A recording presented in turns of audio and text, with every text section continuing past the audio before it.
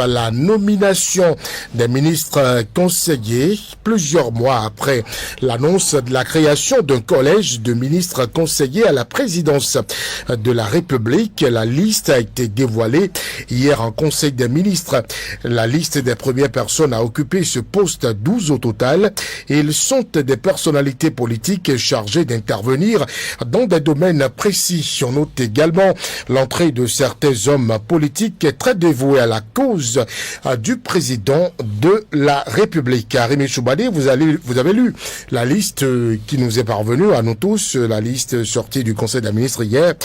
Quelle lecture faites-vous à l'arrivée de cette douzaine de ministres qui ont bénéficié de la confiance du chef de l'État? Noël avant l'heure pour les acteurs politiques? Non, vous savez, c'est des mesures individuelles de ce genre, c'est un peu compliqué. Hein. Compliqué. Oui, vous avez parlé de ministre tout à l'heure, alors que ce soit des ministres. Non, mais c'est pas moi qui le dis. Non. Chez nous, au Bénin, ministre a une signification. Ministre veut dire membre du gouvernement. C'est la constitution qu'il a établie ici. Maintenant, si le chef de l'État, dans une inspiration personnelle, trouve qu'il peut nommer des gens qui ne sont pas des ministres, mais qu'il va appeler des ministres. Vous voyez, bon. C'est un titre ronflant? J'en sais rien, je ne sais pas. Et puis, pour moi, je me disais qu'on a touché le fond en matière de réflexion dans le pays, mais tout le jour, je découvre que on s'installe. Oui, on s'installe progressivement. Vous savez, moi, je ne veux pas commenter les individus, ceux qui ont été nommés ou pas, je ne sais pas. C'est leur parcours, c'est leur destin, si vous voulez. Je ne dirais pas que c'est aléatoire, mais c'est insignifiant, hein, à l'image du pays, des problèmes que nous avons. Oui, pour eux. Comment? Non, je ne veux pas dire c'est bon et qu'on ait nommé un tel, c'est mauvais qu'on ait nommé un tel. Je ne peux pas rentrer dans ce débat-là parce que je ne sais pas quels sont les critères qui ont prévalu à leur désignation. Et par contre, la méthode, elle est gênante. Hein? Et comme je le dis, on a institué une pagaille dans la nomenclature institutionnelle du pays. Ce ne sont pas des ministres. Et ils sont quoi? Ils sont des ministres conseillers, c'est c'est l'appellation. Oui, je vous dis ministre. Aux yeux de la Constitution, ministre, c'est membre du gouvernement. Vous ouvrez dans votre Constitution, partout où vous voyez le mot ministre, c'est membre du gouvernement. Il peut être ministre, il peut être premier ministre, il peut être ministre d'État, il peut être ministre délégué, il peut être tout ce que vous voulez. Dès que vous voyez l'appellation ministre, c'est membre du gouvernement. Mais là, on nous dit que ce sont pas des membres du gouvernement. Vous comprenez? Et donc, c'est une inspiration personnelle du chef de l'État qui découle de je ne sais quoi. C'est lui seul qui sait ce qu'il met dedans. Hein? Et bon, je pourrais dire, alors est-ce qu'on a nommé juste des gens pour la forme de les nommer? Bon. Voilà des questionnements et puis on a donné même on a fait en sorte et puis c'est pas qu'on a nommé un ministre conseiller, on en a nommé un certain nombre et comme si c'est un gouvernement bis, comme si c'est une équipe. Vous avez l'impression que c'est un gouvernement bis? Oui, moi je ne comprends même pas de quoi il s'agit.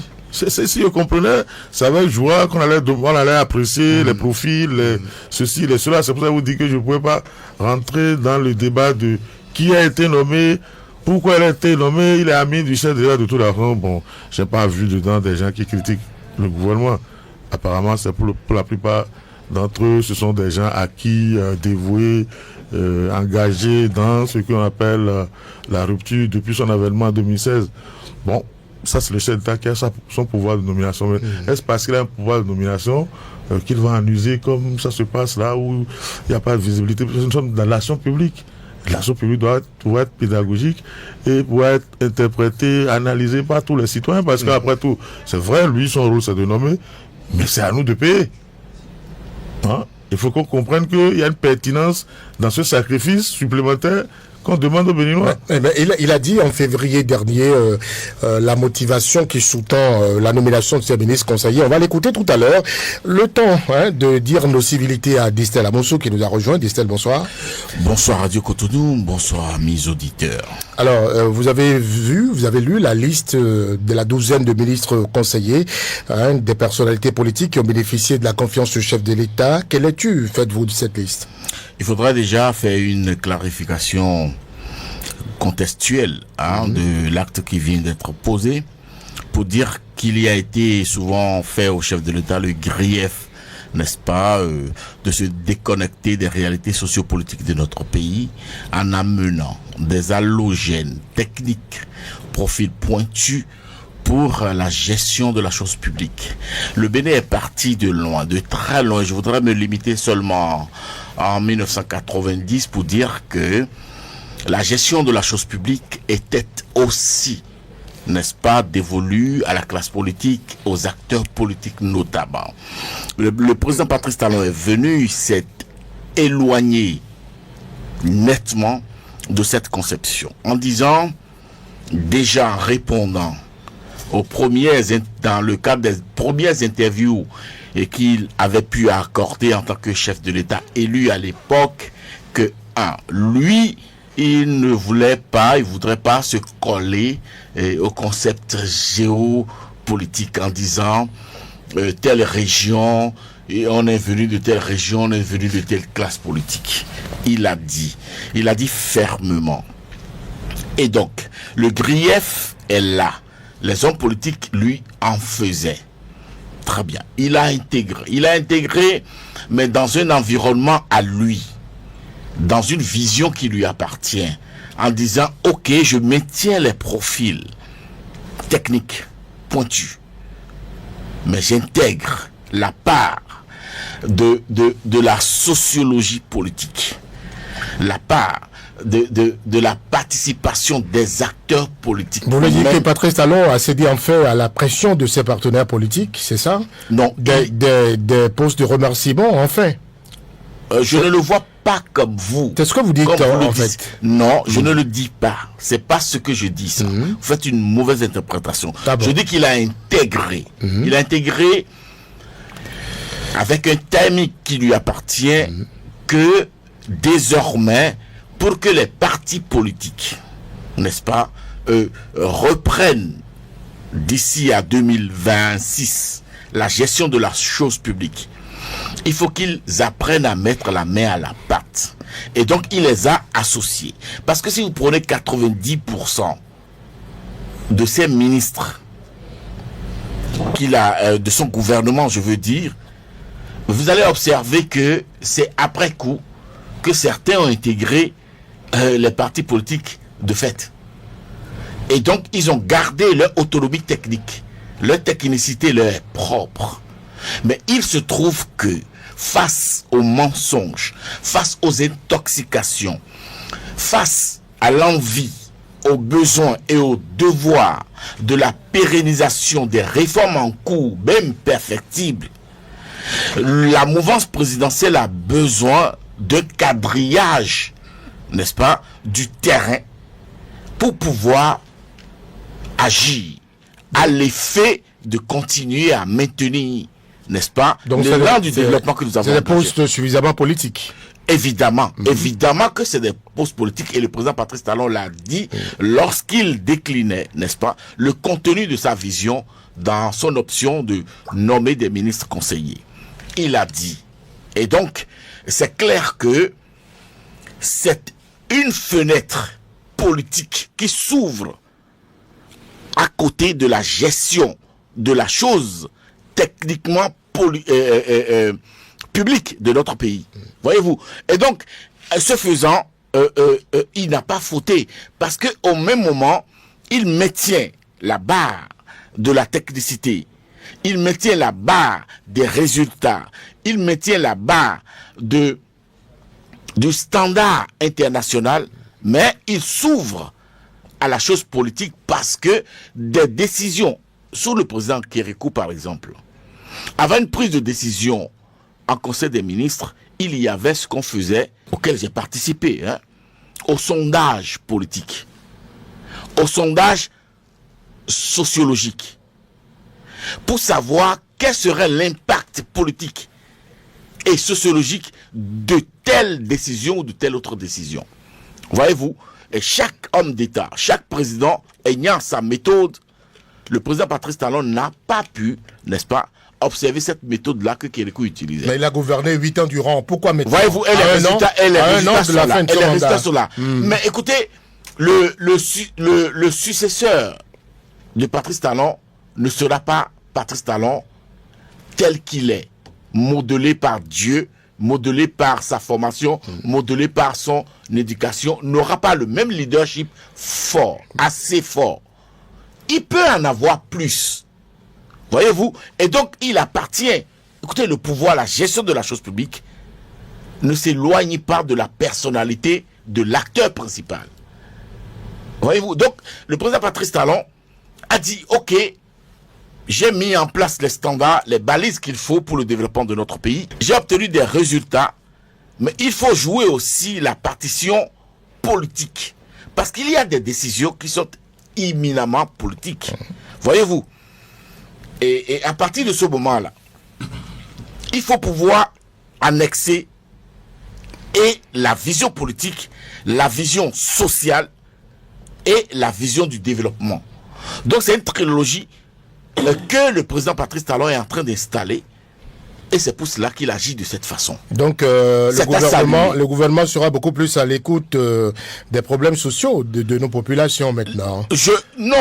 Écoutez, oui,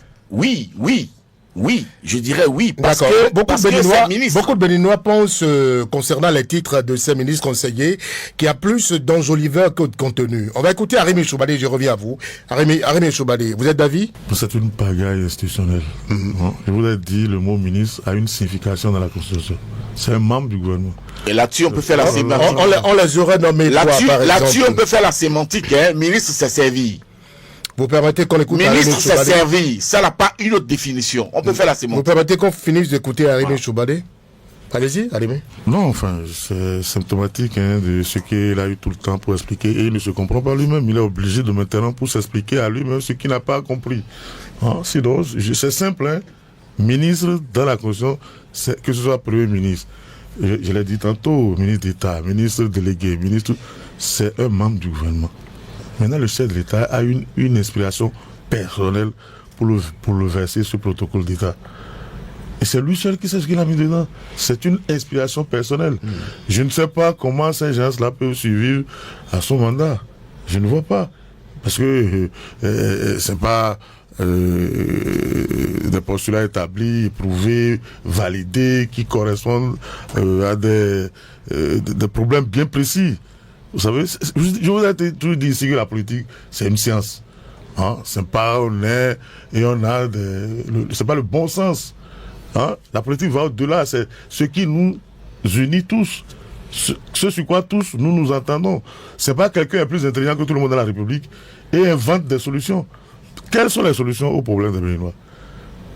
Quand lui l'a doublé de prix il y a 2 semaines et est revenu à son prix initial, il n'y a eu personne dans ce Bénin-là pour venir expliquer le mécanisme.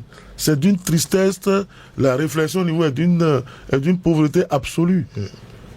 Nous vivons des événements dont nous ne maîtrisons même pas les causes. Nous avons l'impression que c'est une mafia qui est là et qui décrète tout. Et que ce ne sont plus les principes de la République qui sont appliqués. Ils peuvent avoir raison, c'est possible. Mais ils ne peuvent pas avoir raison contre tout le monde. C'est pas possible. Il faut qu'on ait raison ensemble ou que nous ayons tort ensemble. J'annonçais tout à l'heure, vous l'avez dit rapidement, on va écouter le chef de l'État, c'était en février. Mais avant, j'espère que les auditeurs vont boucher les oreilles à entendre qu'un gouvernement est une mafia.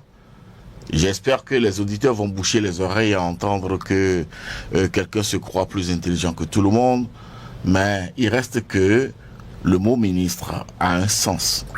Ce n'est pas un mot qui sort de nos langues nationales. C'est un mot qui sort d'une autre langue. Et les dictionnaires pour expliquer cette langue-là nous disent que ministre est un serviteur. Voyez-vous? Et même au niveau de l'Église, le ministre est un serviteur. Voyez-vous?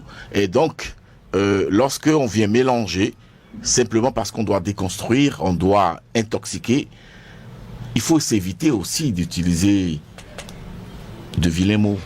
Le titre choisi, c'est un titre enflant pour contenter les hommes politiques, c'est ça?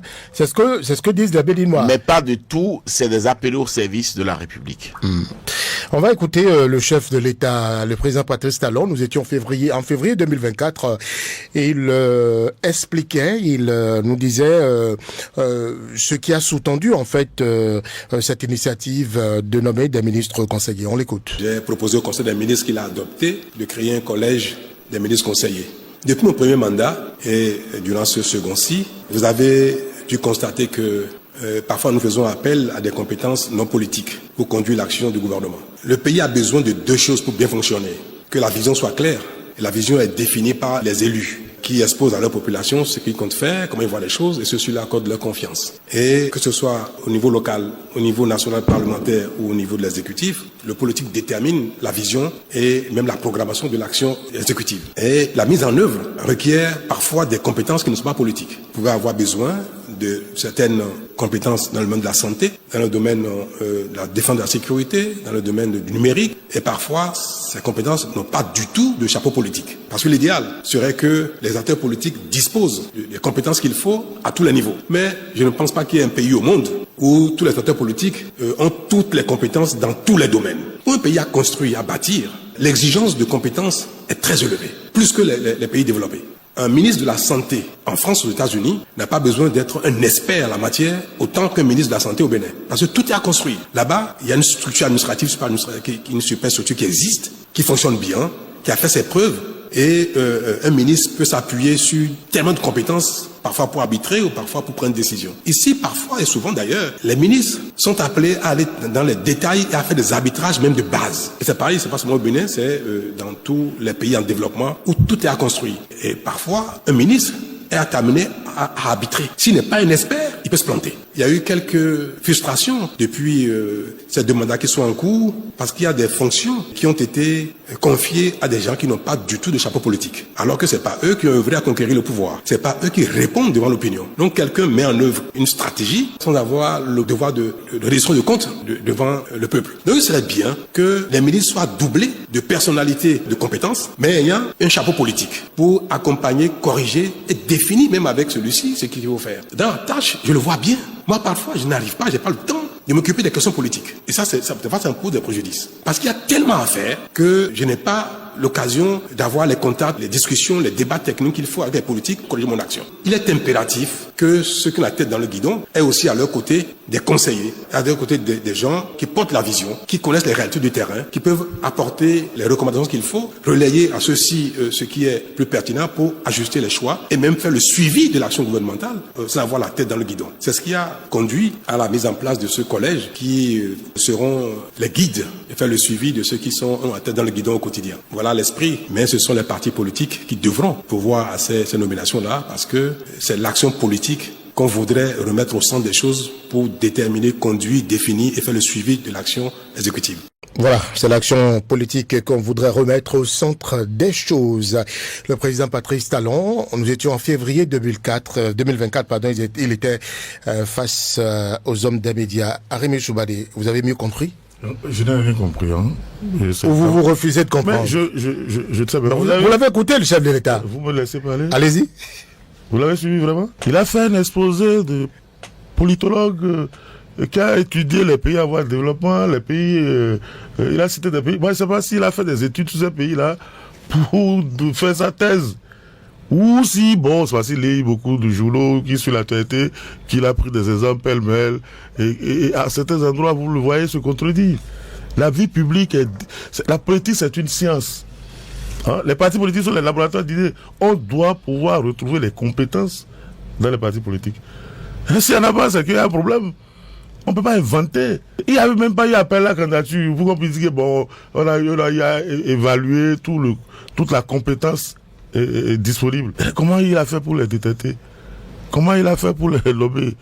Moi, j'ai un problème par rapport à son développement. On a l'impression qu'on était dans une certaine masterclass avec quelqu'un qui a fait une thèse sur le sujet, qui a étudié, et puis qui exposait. Moi, je n'ai rien compris. Un masterclass. Oui, oui, il a parlé, vous l'avez suivi. Il a fait des démonstrations sur des pays en voie de développement. Je ne sais pas lesquels pays en voie de développement, je ne sais pas de quel pays il parle. Je ne sais pas s'il a lu dans des études, même s'il a lu dans des études qu'il restitue, que lui, il a lu dans tel livre que dans les pays en voie de développement, il y a ici, il y a ça. Oui, c'est ça la pauvreté du débat politique au Bénin. On ne peut pas me dire que la vie publique est dédiée une part des politiques, une part des techniques, une part des... Dans quelle proportion? C'est qui fait le dosage? C'est parce que vous êtes élu, et puis il a parlé d'élu, alors que son régime a passé tout son temps à presque invalider les élus. Vous connaissez la situation des élus locaux. Hein, vous connaissez la situation des élus municipaux. Vous connaissez même des maires. Je ne parlerai pas des députés ou qui ont eu même... on a fait la révision de la Constitution, on leur a même enlevé des attributions qu'on a confiées au chef de l'État, qui n'avait pas... Donc moi, j'avoue que ce passage accentue, moi, je sais pas, le flou chez moi. Voilà. Disela Moussou, est-ce que le chef de l'État, en nommant des ministres conseillers, est en train de se racheter? Lui qui prônait pour le Bénin depuis l'avènement de sa gouvernance, des partis politiques forts, s'est entouré de techniciens 8 ans durant. Est-ce qu'il est en train de se raviser, de se dire peut-être que qu'il est sur le mauvais chemin, qu'il est peut-être en train d'affaiblir les partis politiques? Écoutez, avant de répondre à votre question, c'est vrai, je suis Adja, je suis natif de Jacotobin. Je vous dirais en Fongbé, et que on dit souvent, nous volons nos rues d'Otoguibaou. Il est très difficile de construire, mais très facile de déconstruire. Vous avez compris qu'on ne peut pas être plus clair, plus net dans l'explication de contenu d'une vision telle que l'a fait le chef de l'État. Et le président Patrice Talon a argumenté sa démarche. Il a convaincu les personnes convaincables, s'il faut le dire ainsi. Maintenant, ceux qui les aveugles ou sourds, qui veulent se rendre aveugles ou sourds, refusent de comprendre, de l'écouter, et vous interroge, même si vous l'avez pu l'écouter. Je crois que ça n'a pas de sens. Non, le chef de l'État n'est pas dans un processus de rachat ou de contentement, mais il est plutôt dans une file logique, dans une ligne logique de sa démarche. Il a mis son temps pour nous parler de grands regroupements politiques. On a observé du temps à les installer. Aujourd'hui, on a de grands ensembles dans le pays. C'est à son actif. Voyez-vous, on ne peut pas le nier. Et maintenant qu'on a installé ces ensembles-là, ces grands ensembles-là, il faut les convoquer à la participation de la gestion de la chose publique. Et le président Patrice Talon au soir du mandat. C'est lui qui détient le timing. Ce n'est pas parce que ça aurait été au début que cela aurait été mieux fait. On a vu un chef d'État dans ce pays qui, en 10 ans, nous a nommé près de 20 ministres. Je dis 20, 200 ministres. Le DG se changeait pratiquement tous les mois. Et c'était des acteurs politiques qui étaient nommés. On a vu ça. Donc, on a évalué ça. Et le président Patrice Talon a intégré toutes ces données-là dans son masterclass pour nous dire, nous voici dans le miroir. Et lui, il ne s'est pas limité au niveau de la critique et de la critique évasive, oiseuse, insensée. Mais lui, il a fait des propositions. Il a dit, moi, je propose le concept des ministres conseillers. C'est une innovation. Mais ça n'a rien de nouveau avec, c'est une innovation avec la nomination qu'on a connue, le remerciement qu'on a connu sous d'autres régimes. C'est totalement différent. Ah bon, différent en quoi? C'est totalement différent parce que en quoi c'est différent, oui. Ici, les ministres du gouvernement sont en place. Et le collège de ministres conseillers vient en appoint. Oui, différent parce qu'on fait saigner le contribuable. S'il vous plaît, celui qui le fait en nommant 12 conseillers ministres et celui qui l'a fait en nommant 200 ministres en 10 ans, en changeant une centaine de directeurs généraux au port ou je ne sais où, celui-là, entre les deux, qui a fait saigner plus le contribuable béninois. Il faut se dire que nous avons le devoir de progression. On ne pourra pas dire qui a fait saigner le contribuable béninois, puisque les salaires ne sont pas connus aujourd'hui, dit Stella Moussou. S'il vous plaît, les salaires n'étaient pas connus, non plus hier. Du moins, faut pas souvent oublier que j'ai été acteur et que je suis acteur. Faut pas oublier que moi, j'ai plusieurs fenêtres d'observation. Depuis Kérékou 1 à Kérékou 2, en passant par Nicéphore Dieudonné Soglo, Boni Yahi et aujourd'hui Patrice Talon. Il faut vous dire que aujourd'hui, c'est l'une des rares fois dans ce pays, dans notre pays, que nous avons observé que des techniciens conviés à la gestion de la chose publique sont restés en place et ont cette durée de vie à leur poste. On va évoluer dans les échanges. Hier c'était les interférences de petits partis, de groupuscules d'intérêt qui ont poussé Boni Yahi à son corps défendant à totaliser au soir de son mandat, à la fin de son mandat, 200 de ministères. On va évoluer dans les échanges et on va finir sur le sujet. Et vous avez observé, vous avez observé que même avant son départ, à 15 jours des élections où il devrait partir, il a encore nommé des ministres. Tant il avait la pression. Mais c'est son droit. Tant les hommes politiques, non.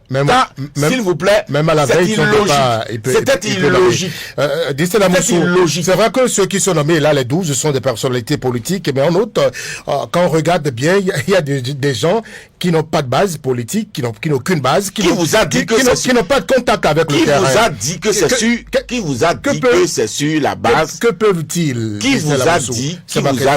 vous a dit, moi, nous venons tous d'écouter le chef de l'État. Est-ce qu'il a dit qu'il nommait les ministres conseillers sur la base de champs politiques ou de base politique? Il y a un jeune dedans. Il y a un jeune de l'Union progressiste, je crois, qui est nommé. Mais les politiciens sont nommés pour faire quoi? S'il vous plaît. Mais les politiciens, ils sont nommés pour faire quoi? S'il vous plaît. Au finish. S'il vous plaît. Mais ils feront quoi au finish? S'il vous plaît, je vous dis une chose. Le tout ne suffit pas d'avoir la casquette d'homme politique ou d'appartenir à un parti politique.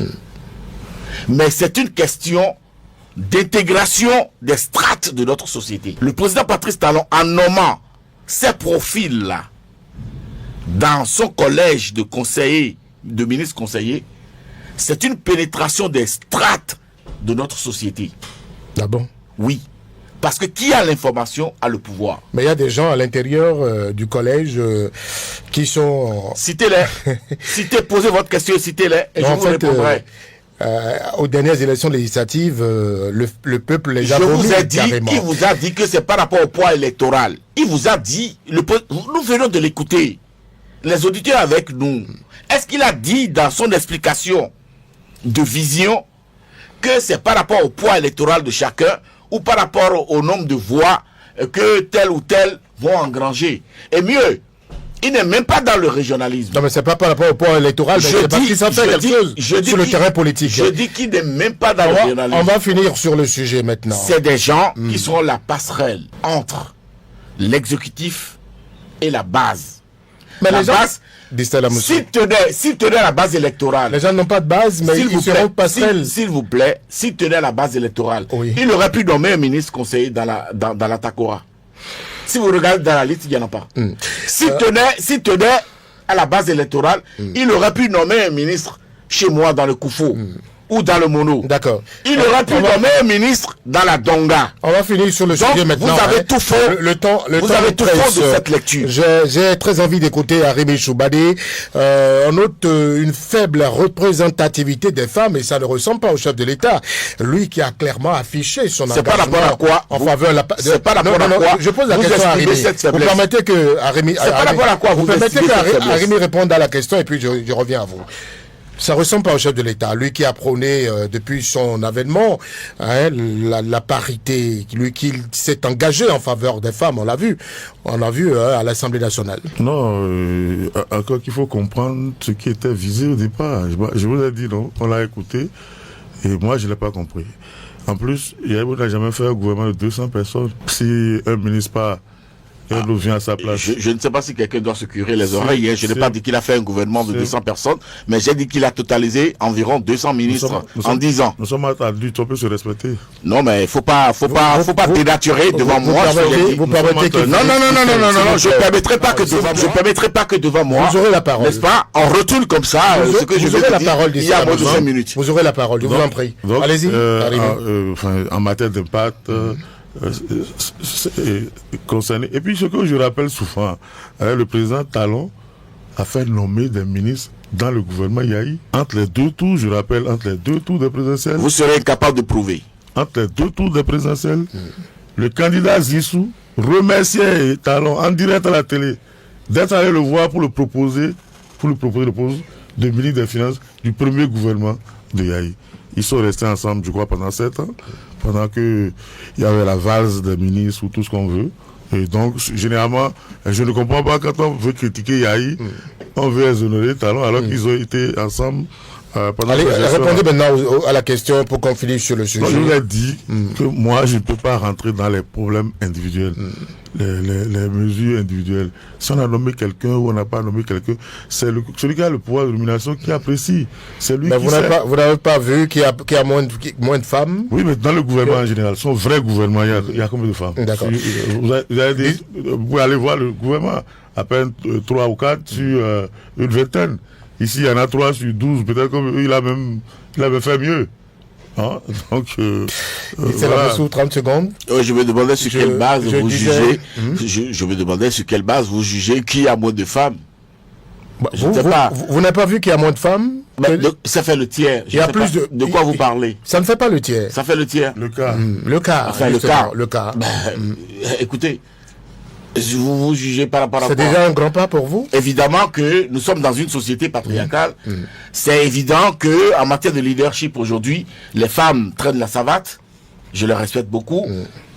C'est une évidence que les femmes ont allé à chercher, n'est-ce pas, leur place dans la gestion de la chose publique. Écoutez, personne ne viendra jouer le rôle des femmes à leur place. Donc, c'est un défi. Mais on les a pas laissé chercher cette place à l'Assemblée nationale. On a voté des lois pour les conforter. Mais qu'elles se battent, qu'elles continuent à se battre pour mériter. Le chef de l'État ne pouvait-il pas faire mieux? Elles ne seront pas contentes de vous. Elles ne seront pas contentes de vous. Les femmes, les braves. Ministre conseiller? Les femmes, les braves ne seront pas contentes de vous lorsque vous voulez qu'on leur propulse par pitié. Parce que je ne dis pas par pitié. Oui. Le temps nous presse en studio, dit la motion, va aborder le deuxième sujet. Maintenant, juste derrière cette pause. On en a besoin.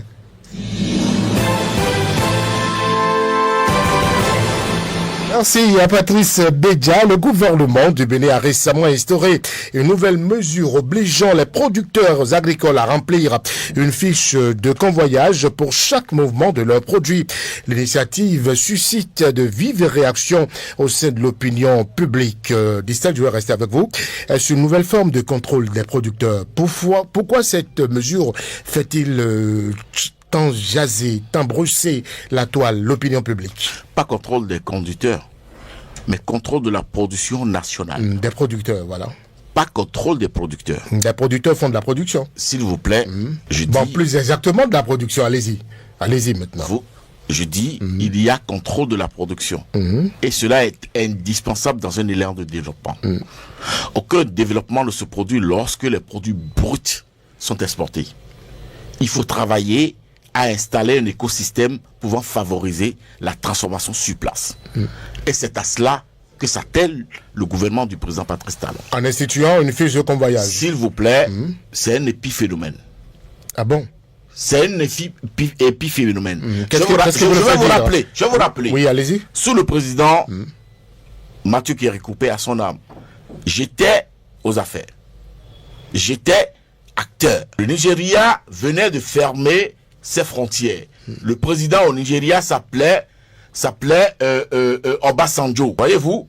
Et le président Mathieu Kérékou l'a convié à Cotonou pour qu'on discute. Nous étions au palais des congrès. Qu'est-ce qui s'était passé? Le président Obasanjo nous avait dit, s'il y a des produits que mes concitoyens réalisent sur place, je ne vous permettrai pas de les sortir du Bénin et de les amener chez moi. S'il y a des produits qui viennent de la Turquie, de l'Inde, de la Chine, qui doivent transiter par chez vous, je ne vous permettrai pas de les amener chez moi. Mais si vous produisez quelque chose que je ne produis pas chez moi et que vous êtes en surplus après la transformation, je vais négocier pour venir les chercher. C'est exactement cela. Le Bénin aujourd'hui n'a pas encore une grosse capacité de production du soja. Mais le Bénin est en train d'installer un écosystème de transformation du soja au plan national, au plan local. Pour pouvoir avoir des devises. Vous savez qu'en matière de développement, lorsque vous n'avez pas de devises, vous les achetez cher. Il est arrivé que la Côte d'Ivoire a vendu des devises à des États français, enfin européens. Pas français, européens. Et pour avoir ces devises-là, il faut pouvoir être à un niveau d'exportation. Et pour être à ce niveau d'exportation, il faut pouvoir produire, n'est-ce pas, dans votre écosystème installé, des productions locales. On va écouter, et c'est ce qui se fait aujourd'hui. On va écouter Arémé Chobadé sur son avis. Distel Amosso a estimé que c'est pour contrôler désormais la production, cette instauration de fiches de convoyage. Donc, enfin, Ça vous fait marrer? Non, je ne sais même pas là où on en est. C'est clair ce qui s'est passé. On ne parle pas de commercialisation. Hein? On parle du contrôle des paysans. C'est-à-dire, on a demandé aux paysans que pour bouger un sac, il faut prendre une file de convoyage. Même du champ vers leur domicile. Voilà, c'est de ça qu'on parle. On ne parle pas encore de la commercialisation, de l'exportation et tout. Mais ce qui est curieux, c'est que on nous parle même d'industrie. C'est-à-dire qu'on a installé les usines, enfin je suppose, en griffe, avant de passer à la production. Et puis, pour ce que je connais... Vous pensez que c'est la charrue avant la bête? Mais aujourd'hui, c'est la pagaille totale. Pour ce que je connais des campagnes agricoles, c'est que tout est millimétré avant même le début. C'est pas après la production, après la récolte, qu'on ne commence pas à dire, bon, écoutez, on a vu l'année passée, le Bénin allait creuser des tranchées tout le long de la frontière avec le Togo. Et ça n'a pas suffi. On allait prendre des grosses pierres pour aller les mettre dedans. On a commencé par traquer les producteurs. Certains ont même pris la fuite. Il y a eu des drames et tout. Mais moi, je ne comprends pas. Alors qu'en réalité, dès le début de la campagne, on a déjà arrêté les mécanismes, les procédures. Chacun sait ce qu'il doit faire. À la fin, on connaît presque déjà même le tonnage de la production et les répartitions avant même que cela ne survienne. Aujourd'hui, on appelle ça la prospection. Bon, on parlait de quoi déjà? Fiches de convoyage. Voilà. Donc aujourd'hui, on attend que... D'abord, l'État n'est même pas...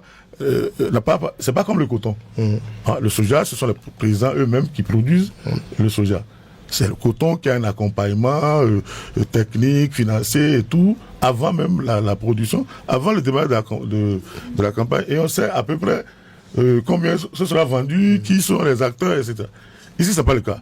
Ce sont les paysans eux-mêmes qui font leurs produits. Et à la fin, l'État dit non, mais même pour transporter, je veux voir clair. C'est même pas encore pour commercialiser. Sinon, pour la commercialisation, tout le monde sait très bien. L'État ne devrait pas, selon vous? Non, devrait ou ne pas. Je dis que c'était convenu, c'était organisé. Il y a des structures par catégorie d'acteurs. Les producteurs, l'État était là, dès le début jusqu'à la fin. C'est pas quand le produit est là qu'on commence pas à dire, ben écoutez, il y a tel qui a pris 2 sacs, qui est passé par telle voie, il y a le pourchassé et tout ça.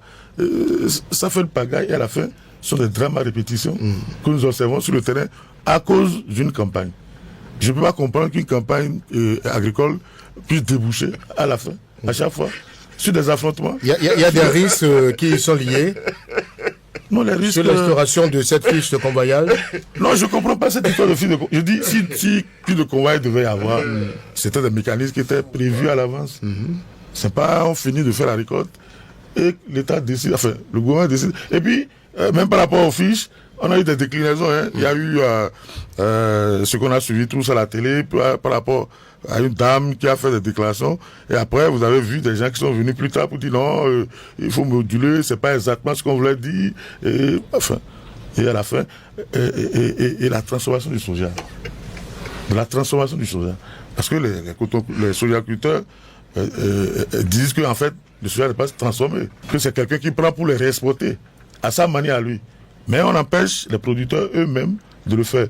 Et même si ça devait être le cas, comme dans le cas du coton, il devait y avoir les mécanismes pour l'organisation, pas le contrôle comme ça se fait. Pourquoi on n'a pas eu ce problème-là avant par rapport au coton? Et que c'est avec le soja que brutalement, il y a eu ça. Et à chaque fois, à chaque récolte, vous avez cette tension sur le terrain qui revient de façon périodique. Je veux bien voir comment ils vont empêcher les producteurs de convoyer leurs produits à l'extérieur. Je veux bien voir. C'est vrai qu'on a dit il y a une fiche. Bon, pour le moment, personne n'observe cette histoire de fiche. On est dans l'annonce pour le moment. On verra dans l'application comment ils vont obliger les paysans. Ce que ça va donner. Comment ils vont obliger les paysans. Alors, Distel Amosso, vous avez dit que c'est un épiphénomène, cette nouvelle mesure qui fait tant de bruit. Et comment les producteurs, comment ils pourront faire face aux difficultés, aux contraintes qu'engendrerait cette nouvelle réglementation? Ils feront tout sauf ce que vient de décrire mon ami Arimi. Arimi est terrible. Hein. Non, les Béninois... Attendez, il y a un problème. Moi, je suis pas venu ici pour Distel Amosso. Vous êtes venu pour tuer débat pour les auditeurs. Et je ne comprends pas son problème. C'est vrai, si dans le temps... Il veut me laisser parler ou quoi? Je sais pas si dans le temps il a eu des retours, qu'il se laisse prendre, qu'il n'a pas l'avantage du débat ou des trucs et qu'il veut venir corriger, je veux bien. Non, je ne souhaiterais pas que ce soit un problème de personne. D'accord. D'accord. Voilà, parce que je ne comprends pas son problème. On aura compris. Je ne comprends pas son problème. Je ne débat pas avec un mur. C'est la motion, allez-y. Je peux me dire. Allez-y, le temps, ça, notre... Ça arrive son problème. Est-ce que j'ai la parole? Je peux venir à l'émission. Non, vous allez venir. Non. Vous allez venir. On va le laisser parler. parler. Nous avons des enfants, nous avons des jeunes frères à la maison qui nous suivent et qui viennent et que deux adultes s'inscrivent sur le plateau. Moi, ça me gêne. Ça me gêne. Je n'ai pas envie de parler de celle à Moussou, mais je vais lui demander gentiment de s'expliquer sur les sujets en débat et de laisser la personne de Arimi. Moi, je ne suis pas dans un parti politique. Lui, il est dans un parti politique. Vous n'allez pas me dire que le temps... Vous comprenez? Parce que parce qu'il est membre d'un parti politique. Vous n'allez pas me dire que le temps... Merci, on aura compris. Oui, vous avez la parole. Non, il faut... Merci, Patrice Bédia. Alors, Distel Amosso, je vous demandais, les producteurs pourront-ils faire face aux contraintes, aux difficultés que va engendrer cette nouvelle réglementation? Les producteurs n'ont dit à personne qu'ils sont en difficulté. C'est vrai que la fiche elle est gratuite et ils vont se déplacer pour prendre la fiche. Les producteurs... Ils vont... Oui, allez-y. À date, les producteurs n'ont dit à personne qu'ils sont en difficulté. Ah bon? Ce sont les commerçants qui s'agitent. Il faut pouvoir faire la différence. Maintenant, je vais vous dire que nous avons évolué. Le Bénin a évolué. Et certaines personnes doivent réactualiser leurs connaissances par rapport aux données. C'est dans ce pays que nous avons produit des tomates.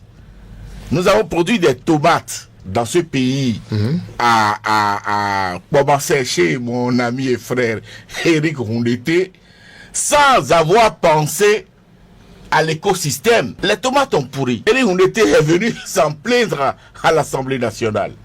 C'est dans ce même pays que nous avons produit des mangues avec un rêve d'avoir une industrie pour la transformation de la mangue sur place. Mais ça ne s'est pas réalisé. Les mangues ont pourri dans les champs. Mais aujourd'hui, là, quelqu'un arrive, il s'appelle Patrice Talon. Avant que de booster la production du soja, a prêté l'écosystème. Il a mis maintenant des intrants. Il a mis maintenant des subventions. Il a mis de l'encadrement. Il a produit pour avoir le résultat. Et vous voulez que les fruits, n'est-ce pas, de cette réalisation-là, soient vendus dans le marché noir par voie détournée. Mais écoutez, est-ce qu'il y a un crime? Et pour ne pas le faire, il faut instaurer une fiche de convoyage. Vous voulez qu'il tombe dans les mêmes pièges que son prédécesseur, qui n'a pas pu tirer profit des tomates de chez mon frère Eric Kwabasset. Vous voulez qu'il tombe dans le même piège que son prédécesseur, qui n'a pas pu avoir profit, tirer profit des mangues. Écoutez, il faut se servir de ce qui était et améliorer le dispositif. C'est ce qui est fait. La fiche que vous évoquez, elle est gratuite. Elle est gratuite. Et je vous ai dit... Elle n'a pas de coût. Elle est gratuite. Mais le déplacement des producteurs pour retirer la fiche. S'il vous plaît, la douane n'est pas installée dans le domicile des producteurs, non? Ils vont se déplacer je vous dis pour retirer une la chose. fiche. Je vous dis une chose. Et vous faites semblant, ou tous ceux qui alimentent fausses polémiques font semblant de nous dire qu'il y a aujourd'hui une intersyndicale qui s'occupe de la gestion, de l'organisation, de la défense des intérêts des producteurs. Ceux qui alimentent cette fausse polémique, c'est les commerçants. Ils ont l'argent, ils veulent acheter un produit qui n'a pas contribué à produire pour aller revendre dans les pays voisins. En fait, c'est de la cupidité qu'il faut dénoncer. Et ils ont l'argent. Ils ont attendu l'État. L'État s'est échiné à mettre en place les formations, le suivi, à booster la production. Mais eux, ils viennent avec l'argent pour acheter les champs, pour acheter déjà les produits aux champs et aller revendre sur le marché ailleurs. Pendant que l'écosystème de la transformation est en place. Donc vous dites que... Est-ce que vous allez admettre ça? Non, mais soyons sérieux. C'est eux qui payent maintenant les réseaux d'intoxication pour alimenter cette fausse polémique. Les producteurs réels là, vendent régulièrement leur marché sous le suivi et le contrôle de l'intersyndicale. Ils ne posent pas de problème. Ceux qui sont derrière et qui sudoient, ce sont les commerçants. Les gens les activistes sur les réseaux sociaux, ce sont les commerçants qui sont différents des producteurs.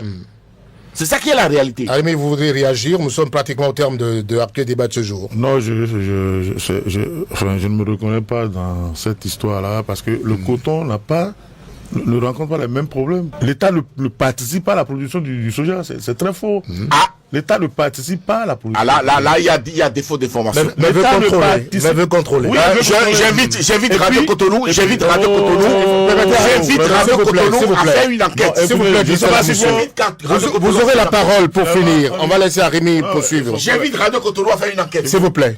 Il vient de déclarer que l'État ne participe pas à la production du soja. On va le laisser aller au bout de ses idées. Pour venir le débusquer dans les prochaines heures. On va le laisser. Ali Choubali. Non, sincèrement, je suis écœuré par ce genre de comportement. Vous voyez, c'est pas un bambin, c'est un vieillard. Et qui saute à chaque phrase. Oui, moi, je me retrouve face au mensonge. Je me retrouve pas. Face au mensonge, à l'intoxication. C'est ça l'histoire. Comment est-ce qu'on peut venir dire? Vous aurez la parole pour réagir. L'État béninois ne participe pas à la production de soja au Bénin. Vous aurez la parole pour réagir. C'est un mensonge. S'il vous plaît. L'abri du menteur, on le brûle. Ça, c'est un mensonge. Qu'il rapporte les preuves. Arimé Choubali. On a quelques 2 minutes. Non, je crois que c'est bon comme ça. C'est bon, laissez-le, il n'a qu'à continuer. Allez-y. Mais je commence comment va Allez-y, rapidement. Non, mais je peux plus. Je dis que c'est faux de dire que l'État participe à la production du soja. Pourquoi le coton n'a pas ce problème-là? Et puis, deuxièmement, la transformation du soja. On transforme le soja en quoi au Bénin avant l'exportation? Qu'on nous dise. Parce qu'il y a des accusations contre le gouvernement. Les producteurs estiment qu'en réalité, on veut les priver, eux, de vendre. Mais c'est quelqu'un d'autre qui prend les produits et qui revend quand même, sans transformation. Maintenant, s'il y a des transformations qu'on fait du soja dans le pays, on a qu'à nous dire, pour qu'on puisse comprendre que oui, en réalité, c'est pas revendu à l'État, et que, en fait, parce que quelqu'un m'a parlé de... il y a un député qui a fait une expression, je crois, mais dans la démonstration, les accusations sont les producteurs qui les portent, on les entend, ils parlent partout. Certains qui ont le courage de parler parlent pour dire en réalité, ils nous prennent notre soja à vil prix pour aller revendre eux-mêmes, pas pour aller transformer. Alors maintenant, qui soit là pour représenter des intérêts, pour défendre des intérêts, contre Arimi, c'est ça qui a eu biaisque. Parce que moi, je ne suis pas dans un combat, je l'ai toujours dit, je suis pas dans un combat ici, je fais mes réflexions, moi, à mon niveau. Alors qu'il souffre, que je puisse avoir mon avis sur des sujets, sans qu'il soit obligé de défendre son camp contre moi. Moi, je suis tout seul. Lui, il est nanti de la direction de son parti qui lui donne des directives. Et c'est fort de ça qu'il vient ici pour vociférer contre moi. Le pauvre Arimi. Moi, je ne comprends pas. Je veux bien comprendre. Je ne veux pas faire combat contre un parti. Je veux pouvoir m'exprimer. D'accord. Comme il a toujours l'habitude de faire. Ce sera